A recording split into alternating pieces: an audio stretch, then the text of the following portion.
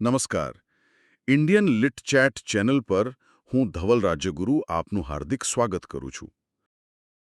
જરા વિચારો, કોઈ એક વ્યક્તિ એટલે કે આખા ગુજરાતની સામે ઊભી રહીને એમ કહે કે તમને જે ગરબા સાંભળવા ગમે છે, જે ગઝલો પર આપણે વાહવા કરીએ છીએ, કે પછી પેલા લગ્ન પ્રસંગે ગવાતા ગીતો. બરાબર ને? હા, બિલકુલ. કોઈ એમ કહી દે કે આ બધું જ કવિતા તરીકે સાવ નક્કામું છે. અને એટલું જ નહીં, એ સમયના જે નામાંકિત લેખકો હતા તેમને પણ મોઢામોઢ કહી દે કે તમારી કવિતાઓ તો ચોમાસામાં ઉભરાતી પેલી ક્ષણજીવી જીવાત જેવી છે, જેનું કોઈ જ ભવિષ્ય નથી. બાપરે, આ તો બહુ જ મોટો અને હિંમતવાળો દાવો કહેવાય. ચોક્કસ. આજના આ ડીપ ડાઇવમાં આપણે એક એવા જ અદ્ભુત અને નીડર માણસના મગજમાં ઉતરવાના છીએ. ગુજરાતી સાહિત્યના અત્યંત કડક વિવેચક અને સર્જક બળવંતરાય કલ્યાણરાય ઠાકોર. સાહિત્ય જગતમાં તેમને બકઠા તરીકે ઓળખવામાં આવે છે. હા, બકઠા એટલે સાહિત્યના એક બહુ જ મોટા થાંભલા. સાચી વાત. આપણો ઉદ્દેશ્ય આજે એમના સૈદ્ધાંતિક અને પ્રત્યક્ષ વિવેચનને અને એમને આપેલી ઉત્તમ કવિતાની વ્યાખ્યાઓને સમજવાનું છે. અને એ પણ કોઈપણ વિગત છોડ્યા વિના મૂળ સ્રોતમાં છે તે જ સ્વરૂપે. અને હું કહેતી હતી ને કે આ સફર ખરેખર બહુ રોમાંચક રહેવાની છે. કેમ કે જો બળવંતરાય ઠાકોર કોઈ સામાન્ય વિવેચક નહોતા. તેઓ એક એવા એન્જિનિયર હતા જેણે ગુજરાતી સાહિત્યની ઇમારત માટે માત્ર કાચો માલ ભેગો નહોતો, પણ એક ચોક્કસ નકશો આપ્યો, રાઈટ? હા, એકદમ સાચું. એમણે આયોજન ફરજિયાત બનાવ્યું. પણ એમના કડક વલણને અને પેલી વિચારપ્રધાન કવિતાના આગ્રહને સમજવા માટે આપણે થોડુંક ભૂતકાળમાં જવું પડશે. એટલે કે એમના આગમન પહેલા ગુજરાતી વિવેચનનું વાતાવરણ કેવું હતું એ સમજવું પડે. જો આપણને બેકગ્રાઉન્ડ ખબર હોય તો જ આખું ચિત્ર સ્પષ્ટ દેખાય. બિલકુલ. જો બળવંતરાય પૂર્વે જ ગુજરાતી સાહિત્યમાં પાયાની વિચારણા શરૂ થઈ ગઈ હતી. સૌથી પહેલા નવલરામની ગ્રંથાવલોકનની પ્રવૃત્તિ હતી. પછી નર્મદ અને નવલરામની એ વિચારણાને આગળ ધપાવતી રમણભાઈ નીલકંઠની વિવેચના આવે છે. રમણભાઈ નીલકંઠ. અને આ જ ગાળામાં પેલું બહુ મોટું નામ પણ આવે છે ને, આનંદશંકર ધ્રુવ. હા, ચોક્કસ. આનંદશંકર ધ્રુવ, જેમણે કવિતાને આત્માની કલા તરીકે ઓળખાવી. મારો મતલબ આ બે શબ્દો જ દર્શાવે છે કે કવિતા પ્રત્યેની તેમની દૃષ્ટિ કેટલી વિશાળ અને ઊંડી હશે.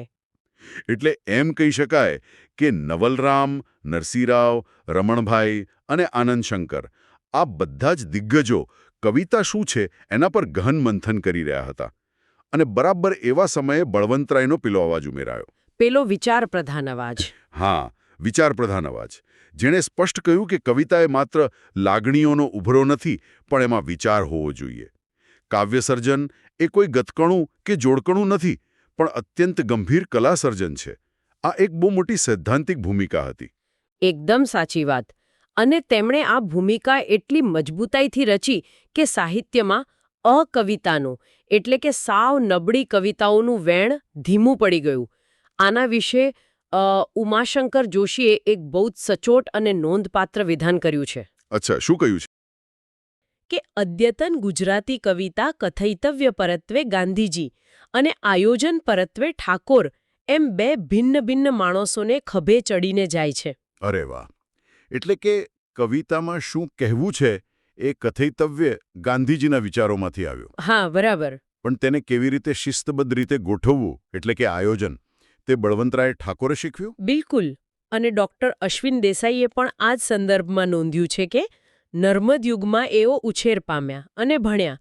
પંડિત યુગમાં યશોદા કૃતિઓ સર્જી, કવિતા શિક્ષક બની, કાવ્ય વિવેચન કર્યું. સર્જન, સંપાદન અને વિવેચન આદિ પ્રવૃત્તિથી ગાંધી યુગના કવિઓને ઘડનારું પ્રભાવક બળ બની રહ્યા.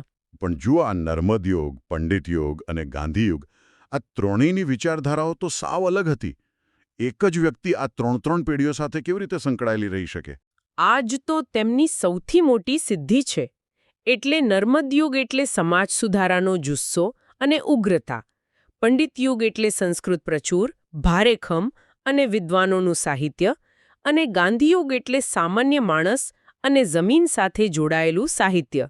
બળવંતરાયે આ ત્રણેય યુગ જોયા, પણ તેમણે ક્યારે પ્રવાહમાં તણાઈ જવાને બદલે પોતાની સૈદ્ધાંતિક ભૂમિકા અડગ રાખી.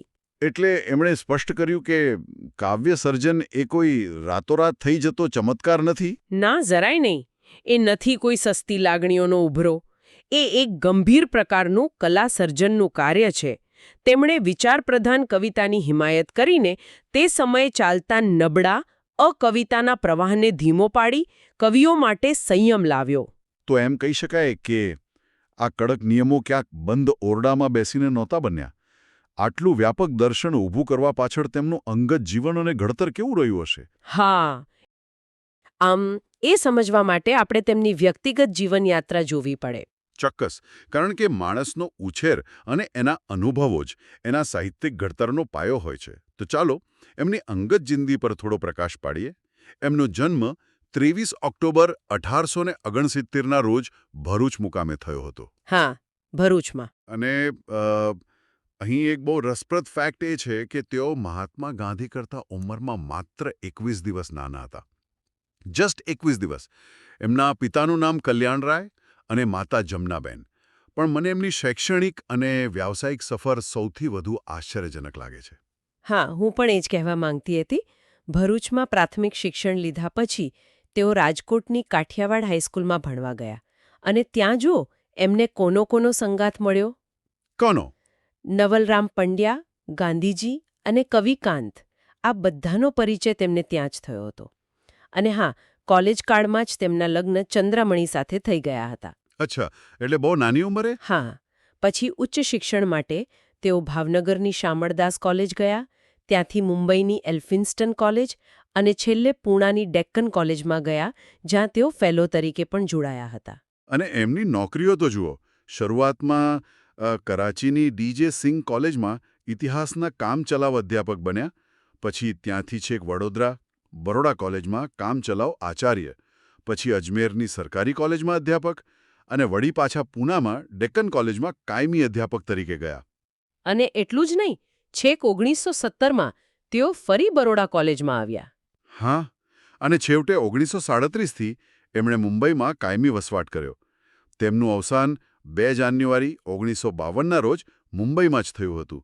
એટલે મને એવું લાગે છે કે આટલું બધું ભૌગોલિક સ્થળાંતર, ભારતભરની પ્રતિષ્ઠિત શિક્ષણ સંસ્થાઓનો બહોળો અનુભવ, આ બધી વસ્તુઓ માણસની વિચારશ્રેણીને સીમિત રહેવા જ ન દે. બિલકુલ. આ ભ્રમણ અને સતત વાંચન લેખનની પ્રવૃત્તિને કારણે જ તેઓ એક બહુમુખી પ્રતિભા બની શક્યા. તમને ખ્યાલ છે, તેમણે પત્રકારત્વ પણ કર્યું હતું. ઓહ, પત્રકારત્વ પણ? હા, ટાઈમ્સ ઓફ ઇન્ડિયામાં લેખન કર્યું અને ઇન્ડિયન સ્પેક્ટેટરમાં તો તેઓ સહાયક તંત્રી પણ રહ્યા. અને એમની સાહિત્યિક કૃતિઓની યાદી પણ બહુ લાંબી અને વૈવિધ્યસભર છે. હા, જેમ કે એમનો કાવ્યસંગ્રહ ભણકાર. બરાબર.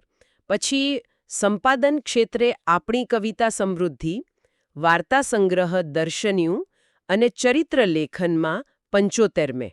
અને વિવેચન તથા અનુવાદની વાત કરીએ તો કવિતા શિક્ષણ, જે 1924માં આવ્યું. પછી લિરિક, નવીન કવિતા વિશે વ્યાખ્યાનો, વિવિધ વ્યાખ્યાનો અને પ્રવેશકો જેવા ગ્રંથો આપ્યા. અને પેલા કઠિન અનુવાદો પણ ખરા ને? માલવિકાગ્નિમિત્ર અને અભિજ્ઞાન શાકુંતલના અનુવાદો પણ તેમણે કર્યા. હવે જુઓ, આ બધો જે વ્યાપક અનુભવ હતો અને પશ્ચિમી ફિલોસોફીનો જે ઊંડો અભ્યાસ હતો, એનાથી તેઓ એક એવા નિષ્કર્ષ પર પહોંચ્યા કે કવિતા માટે કોઈ કડક સિદ્ધાંતો હોવા જ જોઈએ. પાયાના સિદ્ધાંતો. હા, એમની કાવ્ય ભાવનાના મૂળ છેક ગ્રીક ફિલોસોફો પ્લેટો અને એરિસ્ટોટલમાં જોવા મળે છે.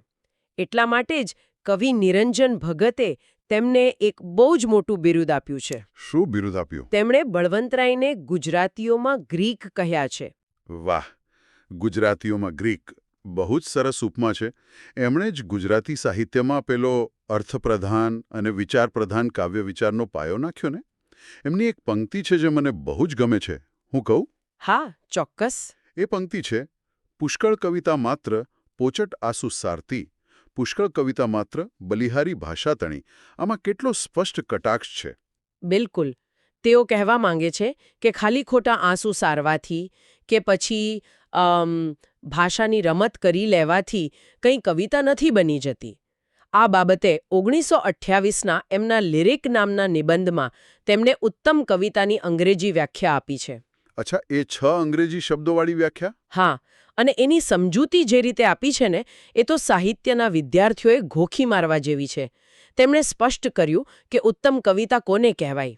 તેમણે 6 અંગ્રેજી શબ્દો આપ્યા: સિમ્પલ, સેન્સ્યુઅસ, રિધમિકલ, રેડિયન્ટ, પ્રોફાઉન્ડ અને ઇમ્પેશન્ડ. પણ મજાની વાત એ છે કે તેમણે માત્ર અંગ્રેજી શબ્દો ફેંકી નહોતા દીધા, એને ગુજરાતીમાં શબ્દશઃ અને એકદમ સચોટ રીતે સમજાવ્યા પણ છે. હા, તો ચાલો આપણે એ એક શબ્દને સમજીએ. તેઓ સિમ્પલ માટે લખે છે કે સિમ્પલ એટલે સરળ જ નહીં, સુસ્પષ્ટ, જોતામાં આંખે ઉડીને વળગે એવી. બરાબર. પછી બીજો શબ્દ છે સેન્સ્યુઅસ. એને તેઓ કેવી રીતે સમજાવે છે? એ જરા અઘરો શબ્દ છે. એના માટે તેઓ લખે છે, ઇન્દ્રિયગ્રાહ્ય ખરી, પણ ઇન્દ્રિયગ્રાહ્ય વિષયોમાંથી ઉત્તમોત્તમ ઉમદામાં ઉમદા વિષયો વડે નિર્મેલી, કલ્પનામય, મૂર્ત ચિત્રમય, રંગીન, વાસ્તવિક. ઓહો, એટલે કે એ કવિતા તમારી ઇન્દ્રિયોને સ્પર્શવી તો જોઈએ જ, પણ એનું સ્તર બહુ ઊંચું હોવું જોઈએ. એકદમ સાચું.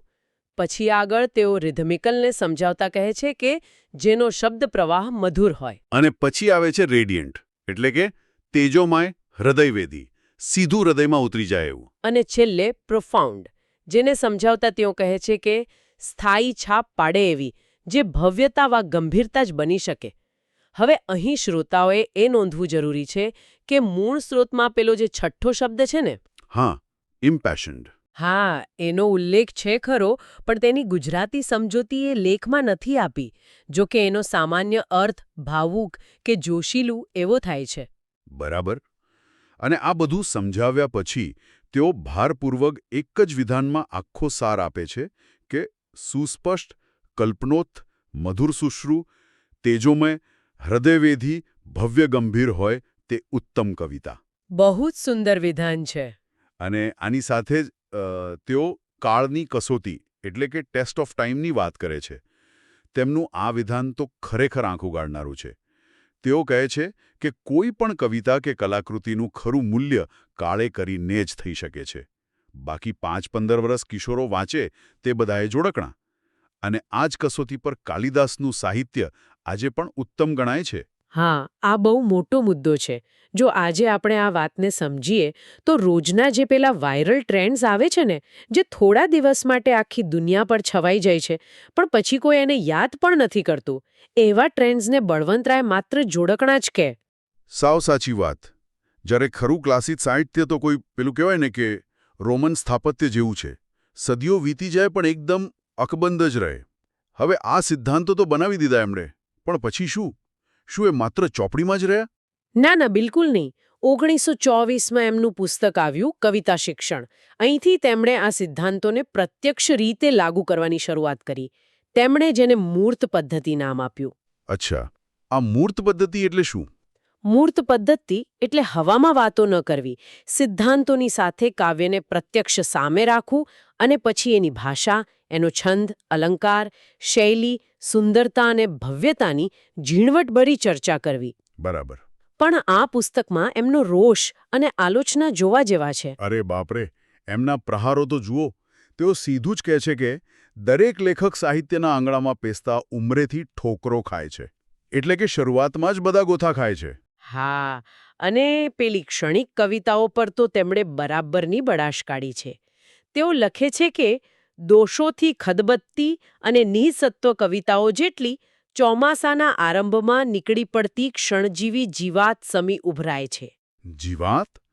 અરે રે, કેટલો કઠોર શબ્દ પ્રયોગ. કોઈ કવિતાને જીવાત કહેવી એ તો બહુ મોટી વાત કહેવાય. અને આ કઠોરતા પાછળનું કારણ એ હતું કે સાહિત્યમાં કોઈ શાસ્ત્રીય ધોરણ જ નહોતું બચ્યું. તેઓ નિરાશા વ્યક્ત કરતા લખે છે કે કવિતામાં દોષો અને ગુણો કોને કહેવા, તેનું કેમ જાણે સર્વમાન્ય વા શાસ્ત્રીય ધોરણ હોય જ નહીં. હા, એટલે કોઈ નિયમો જ નહોતા. અને સૌથી મોટો પ્રહાર તેમણે અનધિકારી વર્ગ પર કર્યો છે. તેઓ કહે છે, કવિ ઉપાધિ મેળવી લેવાની આકાંક્ષાવાળો અશિક્ષિત ઘૂસણીઓ અને અનધિકારી વર્ગ ગુજરાતમાં સારી પેઠે વધી ગયેલો જણાય છે. ઓહો, એટલે જેમને કવિતાનું ક ખ ગ પણ નથી આવડતું એવા લોકો કવિ બનીને બેસી ગયા છે એવો એમનો ગુસ્સો હતો. આનો જડબાતોડ જવાબ તેમણે કવિતા શિક્ષણ પુસ્તકના મુખપૃષ્ઠ પર જ એક પંક્તિ દ્વારા આપી દીધો. હા, એ પંક્તિ બહુ પ્રખ્યાત છે. એમાં લખ્યું છે, કવિ બનાવવાનું નથી, કાવ્યાચાર્ય નિશાન. કવિતા શિક્ષણથી ચતુર બનજો, રસિક સુજાણ. પણ જુઓ, અહીં મને અને કદાચ આપણા બધાને એક પ્રશ્ન થાય કે આટલી બધી ચોકીદારી શા માટે, જેને આપણે અંગ્રેજીમાં ગેટકીપિંગ કહીએ છીએ? હા, બરાબર. શું કવિતા એ માત્ર એક મુક્ત અભિવ્યક્તિ નથી? તો આટલા બધા નિયમો કેમ? તમારો આ પ્રશ્ન સાવ વ્યાજબી છે. પણ બળવંતરાયનું માનવું હતું કે મુક્ત અભિવ્યક્તિના નામે કંઈ પણ લખી નાખવું એ સાહિત્યને નુકસાન પહોંચાડે છે. શાસ્ત્રીયતા અને નિયમો જ સાહિત્યને પેલી જીવાત બનતું અટકાવે છે. પણ જો નિયમો જ એટલા બધા હોય અને લાગણીઓ પર આટલો બધો કંટ્રોલ રાખવાનો હોય, તો પછી કવિતામાં ઉર્મિનું એટલે કે ઇમોશન્સનું સ્થાન શું? આનો પણ તેમણે એકદમ સચોટ ઉત્તર આપ્યો છે. તેમણે એવો ઇનકાર નથી કર્યો કે ઉર્મિ ન હોવી જોઈએ. તેઓ સ્વીકારે છે કે ઉર્મિ તત્વ વિના કવિતા નહીં. હા, લાગણી વગર તો કવિતા બને જ નહીં ને. બિલકુલ. પણ તેમણે એક ઉત્તમ સંયોગની વાત કરી છે. તેમનું વિધાન છે કે કવિતાની શ્રેષ્ઠ જાતિ ઉર્મિ પ્રધાન કાવ્ય નથી, જેમાં હૃદયના ઉછાળાની સાથે વિવેક બુદ્ધિનું કડક સામ્રાજ્ય પ્રવર્તે છે. ઉર્મિ, કલ્પના અને બુદ્ધિ ત્રણેયના ઉત્તમ સંયોગની કવિતા માટે આવશ્યકતા છે. અચ્છા, એટલે ટૂંકમાં કહીએ તો કવિતામાં ઉર્મિ હોય, પણ તે વિચારજન્ય હોવી જોઈએ. હા, વિચારથી જન્મેલી હોવી જોઈએ. તેમને પ્રકારો પણ બહુ સરસ રીતે સમજાવ્યા છે. જો પોતાની ઉર્મિ હોય તો આત્મલક્ષી, અને બીજાની ઉર્મિ હોય તો અન્યલક્ષી અથવા પાત્રલક્ષી. બરાબર. અને જો રચના છંદોબદ્ધ હોય તો તે ઉર્મિ કાવ્ય કહેવાય, અને તેમાં સંગીત ઉમેરાય તો તે ઉર્મિ ગીત બની જાય. અને એક બહુ મજેદાર કન્સેપ્ટ તેમણે આપ્યો છે, ત્રીજું નેત્ર. જે કાવ્યોમાં ઉત્સાહ, ભક્તિ, પ્રજ્ઞા, અગમ-નિગમ જેવા ગહન વિષયો હોય તેને તેમણે ત્રીજું જ નેત્ર કહ્યું. આનો કોઈ ઉદાહરણ આપ્યા છે એમણે? હા, ઉદાહરણ તરીકે નરસિંહ મહેતા અને મીરાના જે ઉર્મિ કાવ્યો છે તેને તેમણે ઇન્સ્પાયર્ડ કહ્યા. જ્યારે અખાની ટીકાઓને, જેમાં એક અલગ જ પ્રકારની ઉર્જા છે, તેને અગ્નિ અલૌકિક કહીને બિરદાવી. વાહ, અગ્નિ અલૌકિક. અને આ જ બુદ્ધિ અને સંયમના આગ્રહમાંથી જન્મ થાય છે ગુજરાતી સાહિત્યમાં સોનેટનો. સોનેટની શરૂઆત બળવંતરાય ઠાકોરે જ કરી હતી ને? હા, બિલકુલ. 14 પંક્તિની કડક સ્વરૂપ શિસ્ત, જેમાં વિચાર તત્વ પેલી ઉર્મિના આવેગને એકદમ સંયમમાં રાખે છે. ખરેખર, આ સ્વરૂપ બહુ જ કઠિન છે, કારણ કે તમારે તમારી ભારોભાર લાગણીને માત્ર 14 પંક્તિમાં જ ઢાળવાની છે. જો આપણે સાદી ભાષામાં કહીએ તો આ સોનેટ એક પ્રેશર કુકર જેવું છે. અરે વાહ, પ્રેશર કુકર! એ કેવી રીતે? જરા વિચારો, આ 14 પંક્તિઓ એ કોઈ મજબૂત ધાતુનું વાસણ છે. તમારી અંદરની જે ઉર્મિ છે એ એમાં ઉકળતી વરાળ છે. જો વરાળ એમ જ નીકળી જાય તો કોઈ અસર ન થાય, પણ બુદ્ધિરૂપી જે પેલી સીટી છે, જે વજન છે, હા, જે પ્રેશર કંટ્રોલ કરે. એક્ઝેક્ટલી, એ વરાળને ધીમે ધીમે માપમાં જ બહાર આવવા દે છે, અને ત્યારે જ એનો ખરો પ્રભાવ પડે છે. વાહ, આ રૂપક બહુ જ સચોટ છે. સોનેટ એ ખરેખર ભાવનાઓનું પ્રેશર કુકર જ છે. અને જુઓ, આ બુદ્ધિ અને સંયમના આગ્રહે જ તેમને એક અત્યંત નીડર અને ક્યારેક વિવાદિત વિવેચક બનાવી દીધા. હા, એમની આલોચનાઓ તો બહુ પ્રખ્યાત છે. કવિ સુંદરમનું એવું માનવું છે કે 1943નું બળવંતરાયનું જે પુસ્તક છે ને, નવીન કવિતા વિશે વ્યાખ્યાનો, એ ખરેખર તો પેલા લિરિક નિબંધની જ પૂરક આવૃત્તિ છે. અને આ નિડરતાને કારણે જ તેમનું પેલું ઉપનામ પડ્યું, સેહણી. સેહણી એટલે સેનાની અથવા આગેવાન. તેઓ સાહિત્યના રણમાં લડતા એક યોદ્ધા હતા. હા, સાચા યોદ્ધા. તેમનું એક વાક્ય તો જુઓ, જેમાં સીધું ક્ષત્રિયત્વ ઝળકે છે. તેઓ કહે છે, મારા ગુજરાતે અને મારા આ પ્રિય કલાક્ષેત્રે લડવું કર્તવ્ય બને ત્યાં ત્યાં લડી લેનાર ક્ષત્રિયત્વના સુકુણા ન પડશો. આ જ લડાયક મિજાજ સાથે તેમણે મુંબઈની પેલી થક્કર માધોજી વસંતજી વ્યાખ્યાનમાળા અંતર્ગત 1945 અને 1948માં વિવિધ વ્યાખ્યાનો આપ્યા હતા. તેમણે ગોવર્ધનરામ, પ્રેમાનંદ, નર્મદ, નવલરામ, મણિલાલ ત્રિવેદી અને નાનાલાલ જેવા દિગ્ગજો વિશે વ્યાખ્યાનો આપ્યા. અને તેમાં તેમણે સ્પષ્ટ કર્યું કે સાહિત્ય એ જીવનથી અલગ નથી. હા, તેઓ કહેતા કે સાહિત્ય પ્રવૃત્તિ જીવનની બીજી પ્રવૃત્તિઓથી અલગ પાડી શકાતી નથી. સાહિત્ય જીવન વડે છે, જીવન માટે છે. અને તેઓ શોર્ટકટના સખત વિરોધી હતા. શીઘ્ર કવિતાનો તેમણે સદંતર અસ્વીકાર કર્યો હતો. કવિતામાં પ્રાસાદિતા એટલે કે સરળતા અને પારદર્શકતા હોવી જ જોઈએ એવો તેમનો કડક આગ્રહ હતો. એમની સમીક્ષાઓ કેટલી તટસ્થ હતી તે ગોવર્ધન રામ ત્રિપાઠીના સરસ્વતીચંદ્ર વિશેના તેમના મત પરથી દેખાય છે. તેમણે નોંધ્યું કે આ મહાનવલની સંકલન કલા શિથિલ છે. અચ્છા, એમણે સરસ્વતીચંદ્રમાં પણ ભૂલો કાઢી. હા, પણ છતાં તેમણે વાસ્તવિકતા અને કર્તાની કલ્પના માટે તેના ભરપેટ વખાણ પણ કર્યા. તેઓ કહેતા કે વાસ્તવિકતાનો ગુણ આંખે ઉડીને વળગે એટલો પ્રકાશે છે. પણ જુઓ, તેમને માત્ર વખાણ કરવા બિલકુલ પસંદ નહોતા. અને અહીં એક બહુ જ કઠોર વાક્ય આવે છે. તેઓ કહે છે, નરી ગુણગ્રાહકતા નપુંસક છે. ઓહ! બાપરે, આ બહુ કડક શબ્દ પ્રયોગ છે. હા, તે સાંભળવામાં થોડું કઠોર લાગે, પણ તેનો અર્થ બહુ ઊંડો છે. તેઓ એવું કહેવા માંગે છે કે જો કોઈ વિવેચક માત્ર લેખકના વખાણ જ કર્યા કરે અને એની ભૂલો ન કાઢે તો એવી પ્રશંસા સાવ નકામી છે. હા, એનાથી કલાની કોઈ પ્રગતિ નથી થતી. બિલકુલ. અને હવે આવે છે એમના સૌથી વિવાદિત મતો. આપણે શરૂઆતમાં જ વાત કરી હતી ને કે તેમણે ગરબા અને ગઝલને કવિતા માનવાનો જ ઇનકાર કરી દીધો. અરે હા, તમે વિચારો, તેઓ સ્પષ્ટ લખે છે કે લાવણી, મરસિયા, લગ્નગીત, ગરબી, ગરબા, રાસ, ગઝલ જેવી મુશાયરારંજક રચનાઓને ઊંચી કસોટીએ કસવા લાયક જ નથી ગણી એમણે. એ સમયે સમાજમાં કેવો ખળભળાટ મચ્યો હશે. સાચે જ, ગુજરાતમાં ગરબા અને ગઝલ ના ચાલે એવું કહેવું એટલે તો. પણ એટલું જ નહીં, મધ્યકાલીન કવિઓ જેમ કે પ્રેમાનંદ કે શામળને મહાકવિ કહેવા બાબતે પણ તેમણે સીધી અસંમતિ દર્શાવી દીધી. ઓહો. તેઓ કહેતા કે આપણે જ્યાં સુધી મધ્યકાલીન સંસ્કૃતિના કુંડાળામાં પુરાઈ જકડાઈ રહીશું ત્યાં સુધી જ એમને મહાકવિ કહીશું.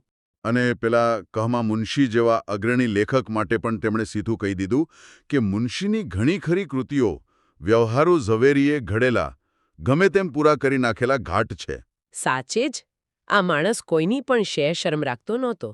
શિરીષ પંચાલ નોંધે છે તેમ બળવંતરાય આપણને ભાન કરાવે છે કે આપણી વિવેચના કેટલી પછાત છે.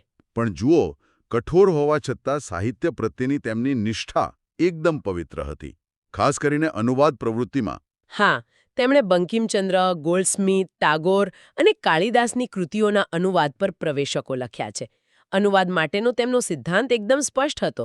તેઓ કહેતા કે અનુવાદ આરસી જેમ બધી જ રેખા ઝીલે એવો સર્વાંગ શુદ્ધ હોવો જોઈએ. અચ્છા, આરસી એટલે? અરીસો. એટલે કે અરીસાની જેમ બધું જ મૂળ કૃતિ જેવું દેખાવું જોઈએ. હા, અને તેમનું માનવું હતું કે સંસ્કૃતનું સમશ્લોકી ભાષાંતર શક્ય છે, પણ અંગ્રેજીનું નહીં. બરાબર. અને વિવેચકનો ધર્મ સમજાવતા તેઓ બહુ ઊંચી વાત કરે છે. તેઓ કહે છે કે જ્યારે વિવેચક કોઈ લેખકની આત્મલક્ષી કૃતિની સમાલોચના કરે ત્યારે તેણે પોતાનો દૃષ્ટિકોણ બાજુ પર રાખીને લેખકનો દૃષ્ટિકોણથી જોવું જોઈએ. એટલે કે વિવેચકનું કાર્ય સંભાવજનિત બને છે. હા, અને લાગણી અને બુદ્ધિ વચ્ચે પણ તેઓ સમતોલન ઈચ્છતા હતા. હા, તેઓ સ્વીકારતા કે બીજા હૃદયો સાથે સંભાવી આર્દ્રતા એ તો માનવજાતનું ભૂષણ છે, પણ એની સામે ચેતવણી પણ આપતા કે વેવલી ઉર્મિલતા વિચાર પ્રવૃત્તિને બાધક નીવડે છે. વધારે પડતું વેવલા થવું એ કવિતાને મારી નાખે છે. એટલે છેવટે 1930માં તેમણે કહી જ દીધું કે હું તો વિચાર પ્રધાન કવિતાને કવિતા સૃષ્ટિમાં દ્વિજોત્તમ જાતિની માનું છું. વિચાર પ્રવાહ જ કવિતાનો આત્મા છે. અને તમને ખબર છે, આ જ વિચારધારાનો પ્રભાવ બે પેઢીઓ સુધી રહ્યો. હા. ગુલાબદાસ બ્રોકર, ઉમાશંકર જોશી, સુંદરમ, નિરંજન ભગત જેવા દિગ્ગજ સર્જકો માટે બળવંતરાય કોણ હતા ખબર છે? કોણ હતા? તેમના વહાલ સોયા બલ્લુ કાકા. શિરીષ પંચાલે નોંધ્યું છે તેમ 2 પેઢી સુધી તેમનો પ્રભાવ રહ્યો. અરે વાહ! અને તેમણે નાનાલાલને અકાળે મળેલી કીર્તિથી નુકસાન થયાનું પહેલેથી પારખી લીધું હતું. રમણભાઈ નીલકંઠ દ્વારા ભદ્રમાં મણિલાલ નભુભાઈ દ્વિવેદીની ઉડાવવામાં આવેલી ઠેકડીનું તેમણે વિરોધ કર્યો, પણ એ જ રમણભાઈના તુલનાત્મક અભ્યાસની પ્રશંસા પણ કરી. આ ખરેખર એક અદ્ભુત વિરોધાભાસ છે નહીં? એક તરફ સાહિત્યના મેદાનમાં તલવાર લઈને ફરતો, ભૂલો શોધતો અને કડક શબ્દોમાં પ્રહાર કરતો સહેની એટલે કે યોદ્ધો, અને બીજી તરફ આવનારી પેઢીના સર્જકોને માર્ગદર્શન આપતો પ્રેમાળ બલ્લુ કાકા. બિલકુલ. આ જ બતાવે છે કે તેમની કઠોરતા પાછળ કોઈ અંગત દ્વેષ નહોતો, પણ ગુજરાતી ભાષાને વિશ્વકક્ષાની બનાવવાની એક શુદ્ધ ખેવના હતી. સાવ સાચી વાત. કવિતા કાયમ માટે જીવંત રહે, ચિરંજીવ બને, તે માટેનો આ તેમનો નિષ્ઠાવાન પ્રયાસ હતો. તો આ લાંબી અને રસપ્રદ ચર્ચા પછી આજના આ ડીપ ડાઇવને સમાપ્ત કરતા પહેલા આપણે શ્રોતાઓ માટે એક અંતિમ અને વિચારપ્રેરક પ્રશ્ન મૂકવો છે. અત્યારનો આ ડિજિટલ યુગ જુઓ. હા, ઇન્સ્ટાગ્રામ, ફેસબુક કે એક્સ પર લખાતી પેલી 2-4 લાઇનની ટૂંકી કવિતાઓ જે રાતોરાત હજારો લાઇક્સ મેળવી લે છે. જરા વિચારો, બળવંતરાય ઠાકોરના કાળની કસોટી અને વિચારપ્રધાન કવિતાના આંકડા ધોરણો જો આજના આ કન્ટેન્ટ પર લાગુ કરવામાં આવે તો તેમાંથી કેટલી કવિતાઓ ખરા અર્થમાં 10 કે 20 વર્ષ પછી પણ ચિરંજીવ સાબિત થશે? બહુ મોટો પ્રશ્ન છે આ. અને કેટલી કવિતાઓ માત્ર ચોમાસાની ક્ષણજીવી જીવાત બનીને ખરી પડશે? અદ્યતન યુગમાં પણ બક ઠાકોરનું આ સાહિત્યક થર્મોમીટર એટલું જ પ્રસ્તુત છે. આ પ્રશ્ન પર જાતે વિચાર જરૂર કરજો. રજા લઈએ. ઇન્ડિયન લીડ ચેટ ચેનલ વતી હું ઉર્વી રાજ્યગુરુ આપનો આભાર માનું છું.